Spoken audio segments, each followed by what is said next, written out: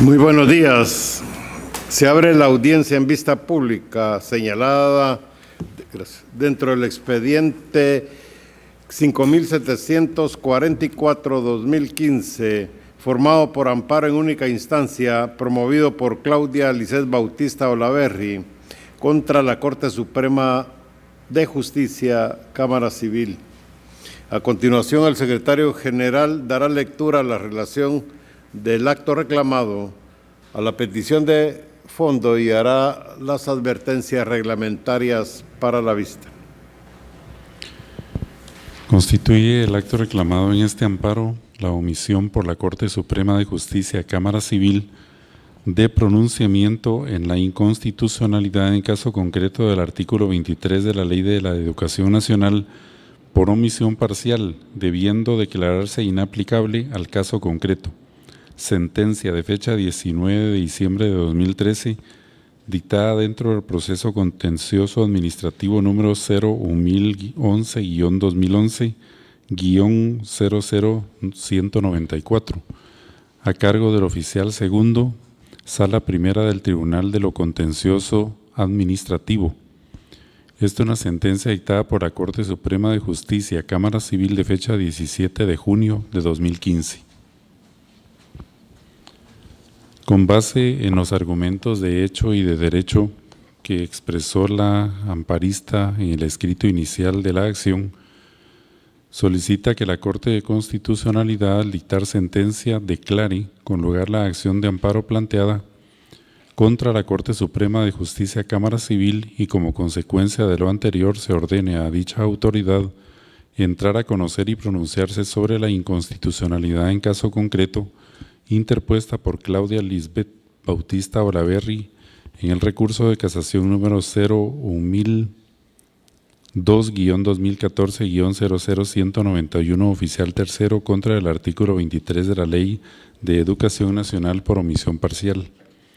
Como consecuencia y con fundamento en los razonamientos contenidos en la inconstitucionalidad en caso concreto, se declare inconstitucional en caso concreto el citado artículo por omisión parcial. Que la Honorable Corte de Constitucionalidad dicte sentencia conforme el contenido de los artículos 42 y 43 de la Ley de Amparo, Exhibición Personal y de Constitucionalidad. Que la Honorable Corte de Constitucionalidad formule la combinatoria a la Corte Suprema de Justicia, Cámara Civil, para que dé exacto cumplimiento al contenido de la sentencia correspondiente con la declaración de los apercibimientos legales a tenor del artículo 53 de la Ley de Amparo, Exhibición Personal y de Constitucionalidad.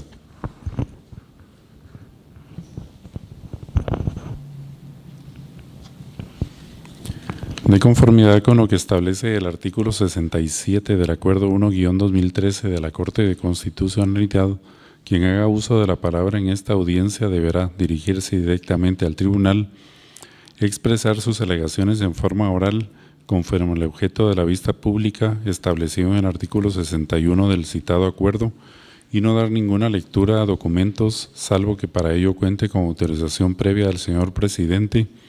Deberá concretarse al asunto planteado, ser breve, conciso y preciso en su exposición. Para la exposición de alegaciones, cada una de las partes intervinientes cuenta con un tiempo máximo de 15 minutos. Es todo, señor presidente. Gracias. Pueden hacer uso de la palabra en tiempo compartido, tanto la solicitante del amparo y de la vista pública, señora Claudia Lisset Bautista Olaverry, como su abogado Felipe Miguel Aramis Bautista González. Muy buen día, señores magistrados. Primero que nada, quiero agradecer la oportunidad, valiosa oportunidad que me dan de poder expresar realmente el calvario, el viacrucis que he tenido que sufrir desde el año 2006 para esta fecha por promover el turismo en Guatemala. Cuando me fue notificado el recurso de reposición, connoto la actitud delictiva de la en ese entonces exministra de Educación, María del Carmen Aceña, puesto que cuando yo solicité este expediente del proyecto educativo institucional de la carrera de Bachillerato en Turismo y Administración de Hoteles, plan fin de semana del Liceo Técnico Comercial, me di cuenta que este recurso fue resuelto con un expediente que fue parcialmente destruido. O sea, fue realmente resuelto con un expediente incompleto. Por lo mismo, yo también hice mis acciones y hicimos conocimiento del entonces presidente de la República, Álvaro Colom, y del vicepresidente de la República en ese entonces, el doctor Espada. Entonces, realmente, yo quiero más que todo expresar que esto fue resuelto con un expediente que no estaba completo. Desde ahí empezamos a notar que había una mala fe ante esta situación, y entonces esa es una de las razones por las que yo estoy acá también expresando este calvario que tenemos ya 10 años de estar sufriendo. La Sala Primera del Tribunal del Contencioso Administrativo, defensora de los abusos del Ministerio de Educación, aplicó el Acuerdo 40A para resolver mi expediente, mi solicitud. Este mismo Acuerdo 40A excluye, limita las aspiraciones de mis estudiantes. Recuerdo algunos casos de algunos alumnos que me dicen: Miss, ¿por qué no abre realmente la carrera de Bachillerato en Turismo en fin de semana? Porque en plan diario nosotros la tenemos autorizada, ya que nosotros contamos con infraestructura, maestros catedráticos que tienen el debido expertise para poder trabajar en esta área. Trabajamos con toda la experiencia desde hace 20 años en el colegio, y ellos siempre solicitan a los alumnos de fin de semana que les sea autorizada esta carrera, porque realmente es lo que a ellos les gusta hacer. Dice: yo siempre he soñado con trabajar en hoteles, en restaurantes, para poder trabajar en lo que a mí me gusta. Y realmente el Acuerdo 40A excluye, porque solo hay ciertas carreras que están autorizadas, y eso realmente los alumnos dicen: pues tengo que estudiar perito o tengo que estudiar secretariado, porque eso es lo que hay. Y eso pues realmente no va con el desarrollo de nuestro país.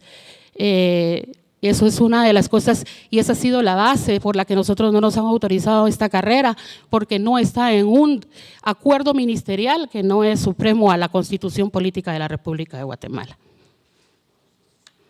Mis derechos a la educación están contenidos en el artículo 71, 72 y 73 de la Constitución Política de la República de Guatemala. Por lo tanto, señores magistrados, yo estoy aquí nada más que solicitando a ustedes evaluar el caso concreto, ¿verdad?, del recurso de casación, y se declare con lugar esta acción de amparo, ya que el artículo 23 de la Ley de Educación Nacional ha hecho mucho daño a la educación privada, misma que tal vez tiene más visiones para proyectar un mejor desarrollo en la educación de nuestro país, de Guatemala. En el colegio, en el Liceo Técnico Comercial, nosotros enseñamos en todos los niveles de nuestras carreras, todos los grados, desde básicos, la Constitución Política de la República de Guatemala. Y es contraproducente que si nosotros les enseñamos cuáles son sus derechos y sus obligaciones como guatemaltecos, se las coartemos, evitándoles sus sueños o sus aspiraciones de poder estudiar. Les coartamos su derecho de educación. Muchas gracias, señores magistrados. Les dejo en el uso de la palabra a mi abogado.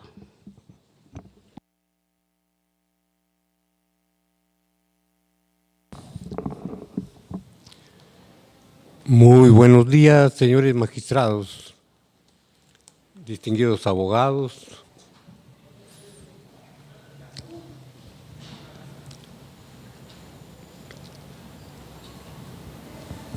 Ruego con todo respeto al señor presidente de la Corte de Constitucionalidad se sirva autorizarme leer el artículo 23 de la Ley de Educación Nacional y el artículo 72 de la Constitución de la República y el artículo 266 también de la Constitución Política de la República de Guatemala. Puede hacerlo, abogado. Muchas gracias. Muy fino, señor presidente.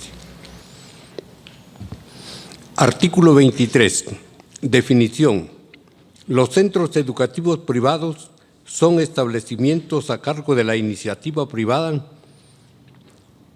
que ofrecen servicios educativos de conformidad con los reglamentos y disposiciones aprobadas por el Ministerio de Educación quien a la vez tiene la responsabilidad de velar por su correcta aplicación y cumplimiento. Este artículo es inconstitucional por omisión en forma parcial, porque dice que la educación en los centros educativos privados, llamados también colegios, debe hacerse conforme los reglamentos y disposiciones.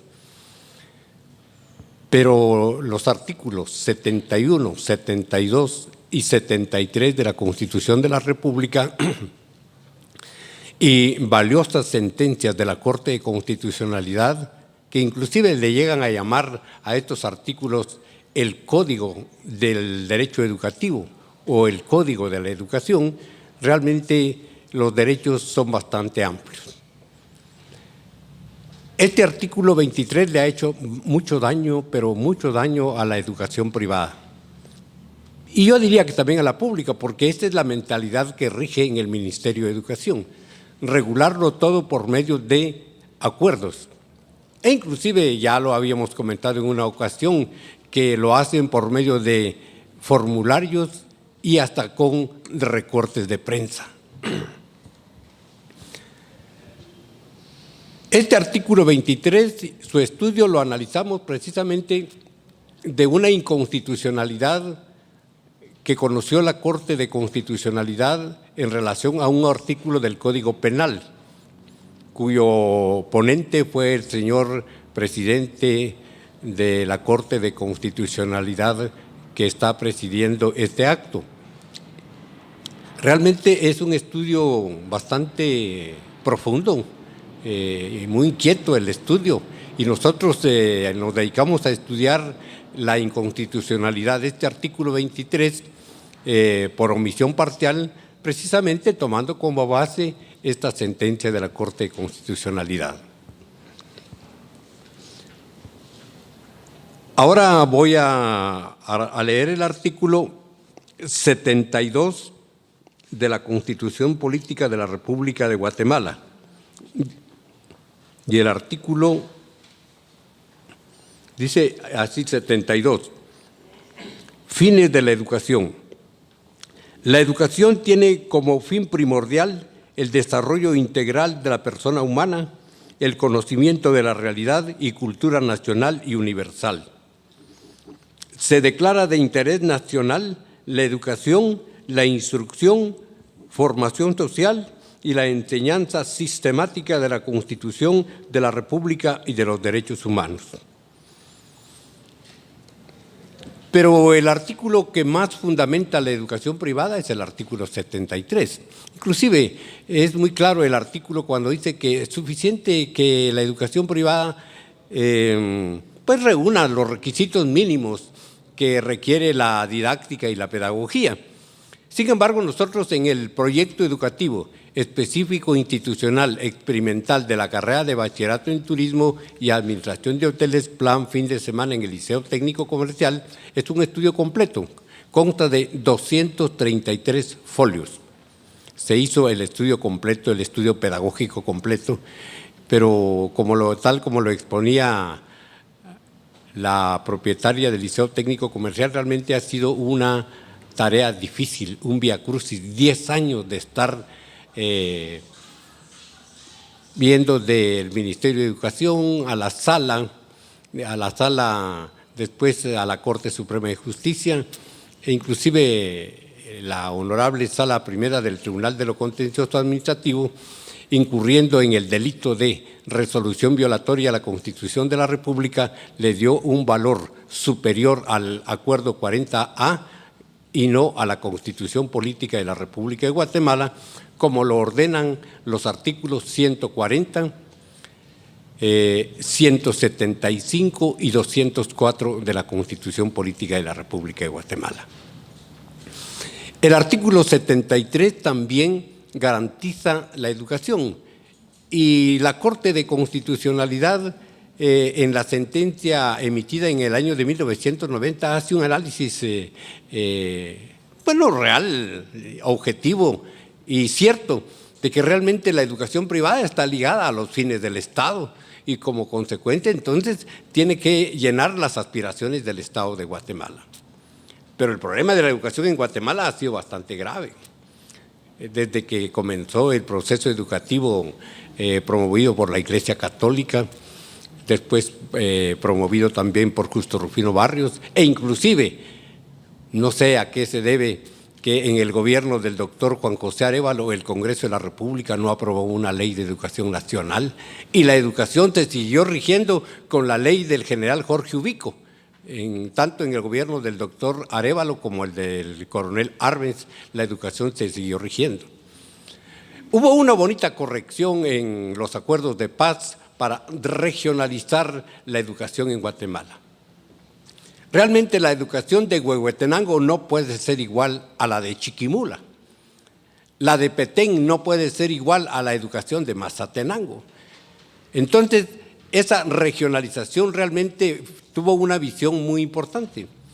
Pero esa regionalización también fue destruida por un acuerdo gubernativo que firmó doña Arabela Castro, en donde crea las direcciones departamentales de educación de Guatemala, anulando totalmente la regionalización y desde luego creando las direcciones departamentales de educación con una inconstitucionalidad, porque la Constitución de la República dice que solamente el Congreso de la República puede reformar las leyes y la Ley de Educación Nacional fue reformada por medio de un acuerdo gubernativo.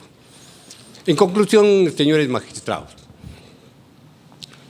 les solicitamos que declaren con lugar la presente acción de amparo.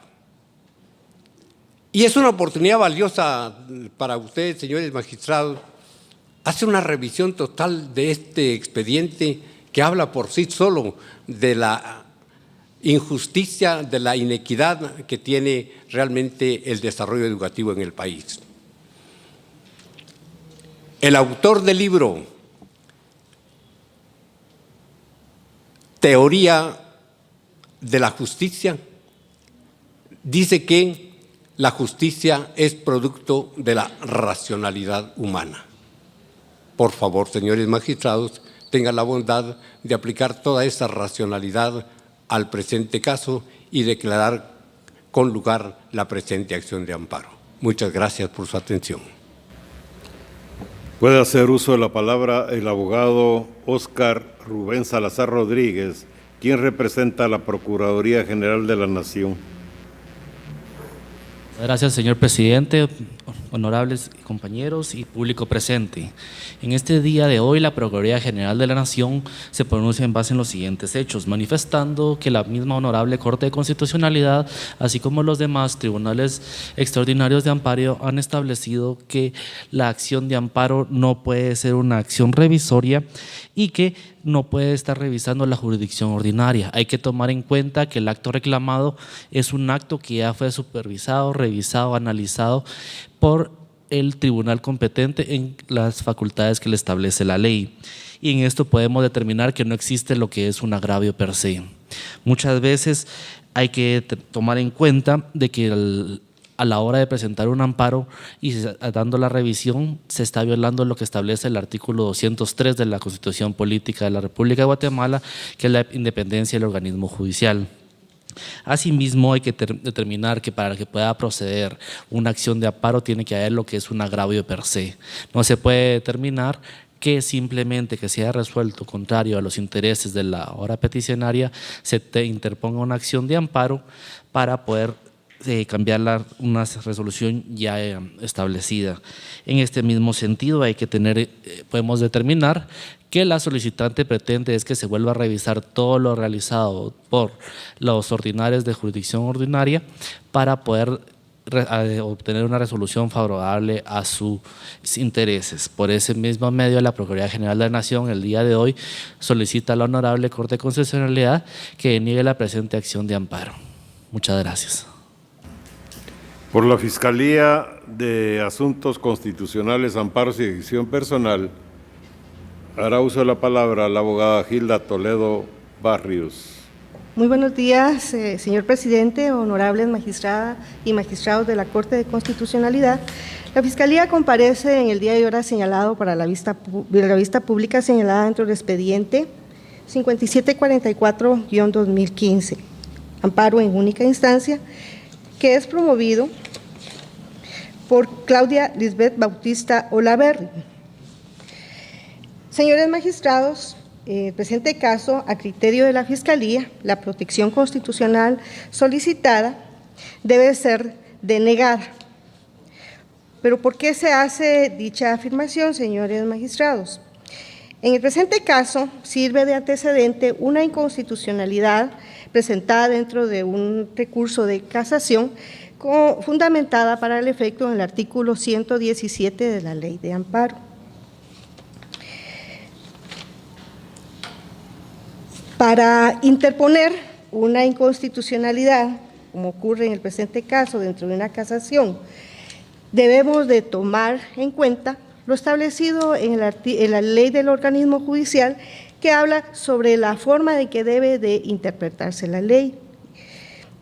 Si tomamos como base lo manifestado por la ley del organismo judicial, debemos respetar lo que para el efecto contiene la ley de amparo y que debe de sujetarse al momento de interponerse una inconstitucionalidad de este tipo.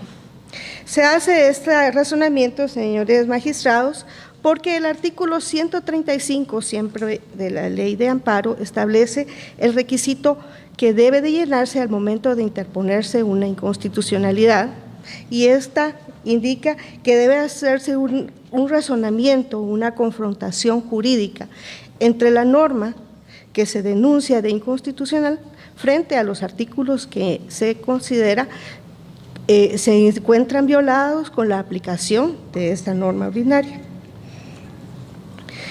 Si ustedes dan lectura, señores magistrados, del memorial en donde se interpone esta inconstitucionalidad en contra del artículo 23 de la Ley de Educación Nacional, a que ya se ha hecho referencia, podrán establecer, señores magistrados, que la interponente se limita a citar cada uno de los artículos contenidos de la Constitución Política de la República de Guatemala y posteriormente a ello cita los artículos 5, 43, 44, 46, 46, 71, 73, 74, 140, todos de la Constitución Política de la República de Guatemala, y posteriormente cita textualmente el contenido del artículo que denuncia de inconstitucionalidad. Sin embargo, omite hacer un razonamiento confrontativo de la norma ordinaria con las normas de la Constitución que considera transgredidos. Eso ustedes lo podrán establecer al momento de leer el memorial de interposición de la inconstitucionalidad que obra dentro del expediente del presente amparo. De esa cuenta, señores magistrados, existe una técnica jurídica para el momento de interponer una inconstitucionalidad en caso concreto, como ocurre en el presente caso, la cual no ha sido utilizada por parte del amparista, circunstancia que fue determinada por la autoridad recurrida para no entrar a analizar la inconstitucionalidad en caso concreto del artículo 23 que se denuncia de inconstitucional de la Ley de Educación. Me voy a permitir, señores magistrados, con su autorización, citar en esta oportunidad parte de un criterio sustentado por la Corte de Constitucionalidad referente a la inconstitucionalidad en caso concreto. Dice, dada la trascendencia de la decisión en el proceso, el juez debe analizar los argumentos sólidos que se aporten en el debate judicial respecto de lo pretendido con la inconstitucionalidad indirecta, lo que explica razonablemente la exigencia legal de que un planteamiento de inconstitucionalidad en caso concreto deba tener suficiente consistencia técnico-jurídica. que sirva de base para el análisis del caso, lo cual no será posible si solamente se hace exposición de hechos sucedidos en el proceso o la simple denuncia de violación de normas constitucionales, omitiendo formular una tesis de inconstitucionalidad en la que se exprese de forma razonada y clara de los motivos jurídicos en los que descansa la impugnación. Eso lo ha dicho la Corte de Constitucionalidad dentro de los expedientes 1583-2010, 1807-2010, 2552-2010, todos de la Corte de Constitucionalidad.